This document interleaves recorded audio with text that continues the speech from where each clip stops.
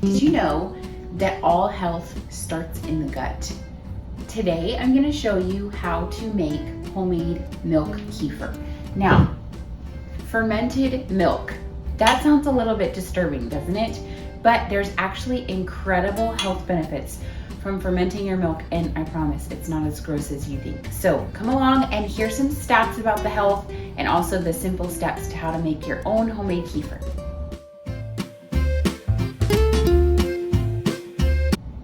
Hey, welcome back guys. It's Sarah over at H's for Homestead, and I'm really excited to talk to you about homemade milk kefir today. First of all, let's talk about why should we even make homemade kefir at home when you can just purchase it at the store. I have some notes that I'm referencing because I have done quite a bit of study on milk kefir and even just fermented foods, because I had a son that had some gut issues and then now a daughter that has had some issues, and I really wanted to know for myself, what can I do to help them? First of all, so we can avoid taking medicine all the time. Second, so that I know some cheaper options for helping their guts.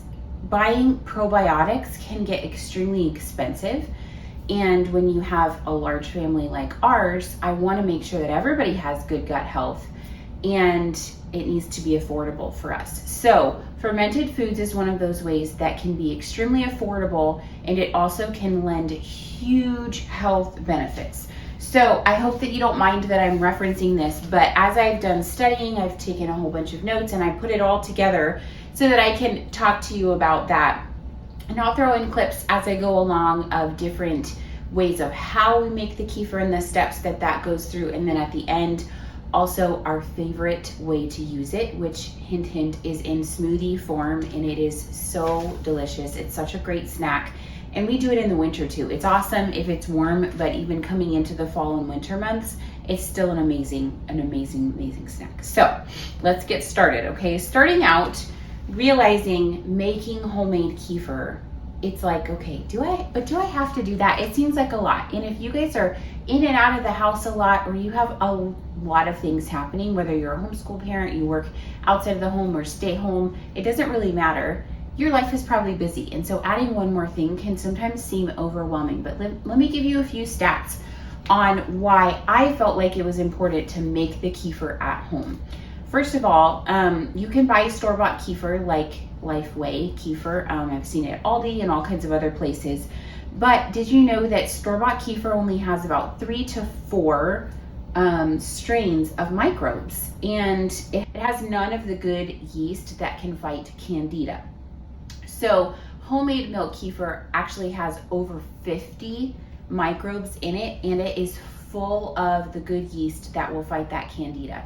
Now, everybody needs a little bit of the candida in their life, but you don't want it out of proportion or in a crazy range. And so kefir is a good way to bring that back down within the normal range that your body needs to function well.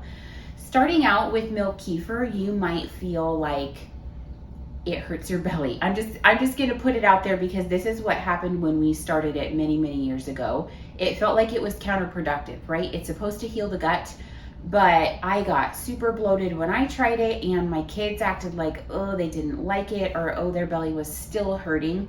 You have to realize that with fermented foods, sometimes you can get like a histamine reaction, you can get bloating, you can get diarrhea. And the interesting fact is, when you get those undesirable things that happen, bloating and diarrhea, you feel like, oh, I want to stop doing it. But fermented food actually is the answer for those things that are happening. So persevere, and my recommendation would be start small. It is amazing for your gut, but if you don't want to have like super bloating or get the runs or whatever, just start really small. Take a little shot glass of kefir before each meal. Other things that you could do that would help would be vitamin C. And I'll show you later in our smoothie, but I love to add baobab powder, which is incredibly high in vitamin C, and your body can use it and absorb it more readily than in a lot of other foods or vitamins. So try a little bit of that. I also heard black cumin seed can help with the histamine reactions to kefir if you feel like, oh, you get kind of bloated and all of that stuff. You have to think of it like a battle. The good bugs between the bad bugs. And so if you don't have good bacteria action happening in your gut, the kefir has the good stuff. And so that bloating and the diarrhea and stuff, if you can imagine it as like this epic battle happening where you want the good bugs to win against the bad bugs, kind of helps at least a little bit when you feel like, ugh, I'm not sure I like this. I've also heard amazing things about kefir and how it can help autistic children. And you have to think about the process too of everything happens from the gut is, it has a brain of its own, if you will. Some people struggle with dairy, okay? And my son actually is one of those, the doctor said he doesn't need to do dairy. And so this is why we switched to raw dairy, and he has done incredibly well on it. And I'm not saying you have to have a cow and milk your cow yourself in order to do kefir. I have found, and I'll talk about this in just a second, that you can make kefir with store-bought milk and it does just fine. But I have found that kefir is barely dairy. Kefir is barely dairy by the time that it's finished. All the lactose is removed, and then the casein is broken down very, very well. And I think the lactose is turned into lactic acid, which is really important. So people who struggle with dairy can still handle kefir really well, usually. If you feel like you still struggle with dairy, even with kefir, try goat's milk if you have access to that or if you can get it, because it's like really, really, really broken down. But my kids and I, we do well with cow's milk and all of that. So let's talk about store-bought milk versus raw milk. You can actually do this with good old Aldi milk. A lot of this info that I first started hearing about it was through the Trim Healthy Mama sisters. If you've never heard of that plan before, you should look into it. It's something that I have followed for many, many years, and it's just a very balanced way to eat. I don't look at it as a diet. I look at it as a lifestyle, and it is generally how we eat on a regular basis. So you can use store-bought milk, but you want to be careful that it's actually just regular milk. It's not organic. And I know that seems like really counterintuitive, but what happens is organic milk is actually very, very pasteurized. And I didn't realize this until I did a little bit of study, but organic milk is more pasteurized than just regular milk you can get at the store, because the regular milk is what is called vat pasteurized. And so the temperature is not quite as high. And so it works better. You want to have a little bit of the bacteria bugs to work with the kefir, if that makes sense. So what happens with kefir too is it eats away any toxins or any chemicals. And so if you're using pasteurized milk and that's all you have access to, you don't have to worry about it, because it can actually eat through those toxic chemicals in 24 hours, which is about how long we leave our kefir. Sometimes we'll go 36 to 48, but it's really hot right now, and so it ferments. After 24 hours, kefir only has 1 carb per cup of kefir. So it's extremely low calorie too. Not that I am all about counting calories, but if you're wanting to lose weight, kefir is actually incredible for losing weight. And you have to think about bacteria is actually one of the highest ways to lose weight. And kefir, because you have all the good bacteria in your gut, it can really help. Kefir has super high fat eating microbes in your gut, and it helps encourage that. So I'm all about that, right? Eating the fat, that sounds good to me. It's very low glycemic, like I said, and low calorie. It actually fights type 2 diabetes. Like, food is amazing to me. I cannot even begin to, all of the research that I've done, and I feel like I'm just barely even scratching the surface, is so amazing. Food is medicine. And so I love to see that. The thing with kefir is interesting. You have to continue using it in order to reap the benefits. It's not one of those things where it's like, sweet, I can, get on kefir for a week and then I'm going to feel great. It's kind of like exercise. You have to continue to do it or it doesn't benefit you. And so it's the same with taking a probiotic. You really just need to keep that kefir going and feed it every day and find creative ways to use it. It is so easy to the actual process of it. And so I'm going to talk about that in 1 second here. But if you ever come to a busy season in your life and you think, I just can't think anymore about kefir, or you have a ton of it. I've had that happen where we just weren't using it up as quickly as we were making it. And so I just put it in the fridge. You can kind of put it to sleep in the fridge for a week or two and bring it out and try again. And so that's really nice. That's the nice thing about kefir. Let's talk about the nitty gritty of how do we actually do this. Kefir is really interesting because it uses kefir grains. And kefir grains, you have to have them. It's not like any other grain that you would have, but it's the same general idea as like a SCOBY for kombucha. I personally feel like this is a lot simpler than a SCOBY would be. So the grains are in here in the milk. I actually just fed this. And so what you do is you pour the milk through a strainer, and I like to use a spatula for this, and you pour the milk through the strainer and take your spatula and you rub it, I don't know, stir it, whatever you want to call it. You're going to stir it so that you can get all the kefir down through the strainer into a bowl, and the kefir grains will remain in the top of the strainer. So as you do that and all the kefir is released down underneath the bowl, then it's very simple to just scoop out those grains, put them back in the jar. I reuse my jar over and over again until I feel like it's getting too crusty because it's one of those things that you can, the microbes and everything that kind of sticks to the side, it can help to ferment the milk again the next day. And so I kind of just stick with the same jar. But once you have your kefir ready, you can use it right away or just put it in the fridge, and you're starting your new grains. You're going to take the grains, you're going to put it back in the jar, you're going to fill it all the way up with milk. And I just use a little coffee filter and a ring from a canning jar to leave it on there. You want it to be able to breathe and ferment naturally without popping the top off. And you stick it up on your counter again for about 24 hours or 24 to 48 hours. In the winter, I leave it longer. In the summer, it ferments a little bit faster. So you can kind of look for it. It will start to separate and you will see little pockets of whey, like curds and whey, and it's still perfectly fine.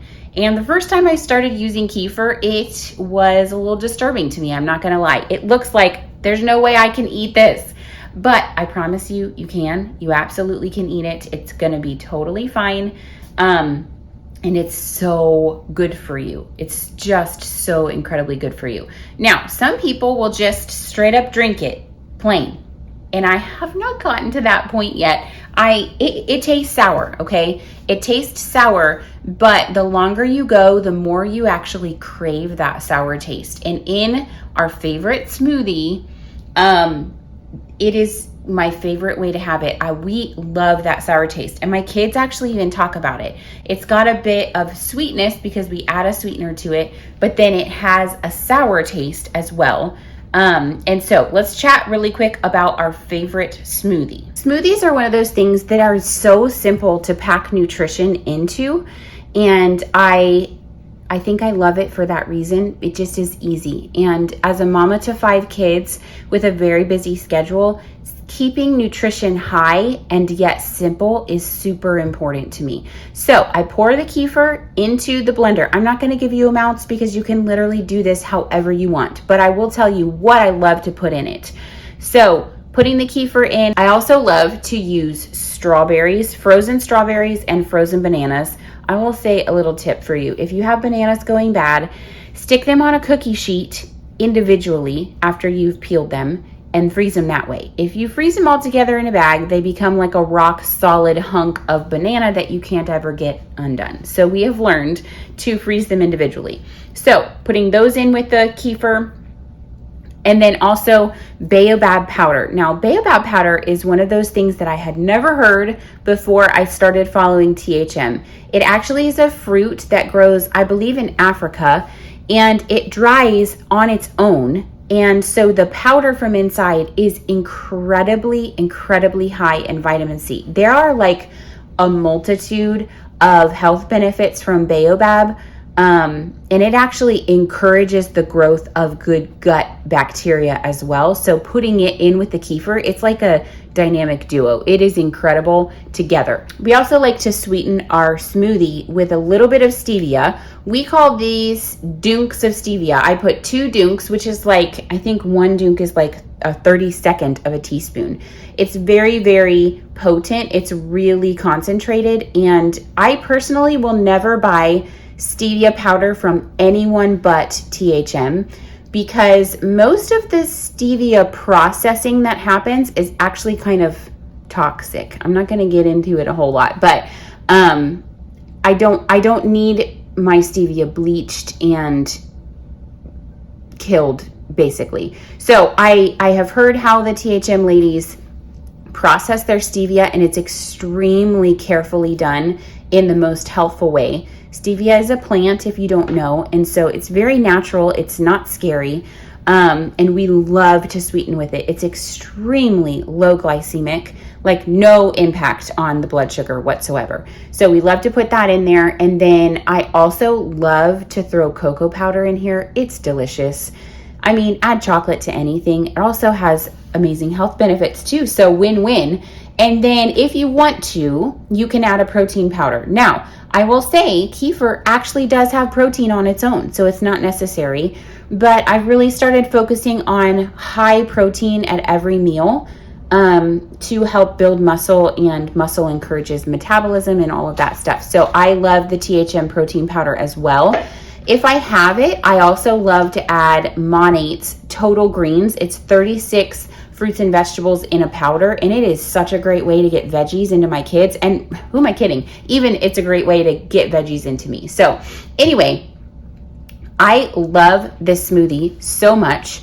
And also we'll take this smoothie and put it into popsicle molds, and it's such a fun treat for the kids. Guys, we live in a place that is extremely hot still. Like I'm talking like in the 90s, still 100% feeling like summer outside. So having these cool treats is amazing. Sometimes my kids don't want anything but a smoothie for dinner, and we'll do like smoothie and air popped popcorn or something really easy.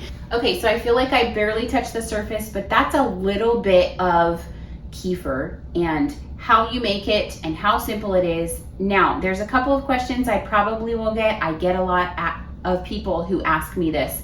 Where do I get kefir grains? So kefir grains are one of those things that you can buy. Cultures for Health has some. I'm sure there's many other places that you could just Google milk kefir grains and get some. I love to just ask around. Find a friend and see if they have extra, because what happens with the kefir grains, as you feed it, it will grow.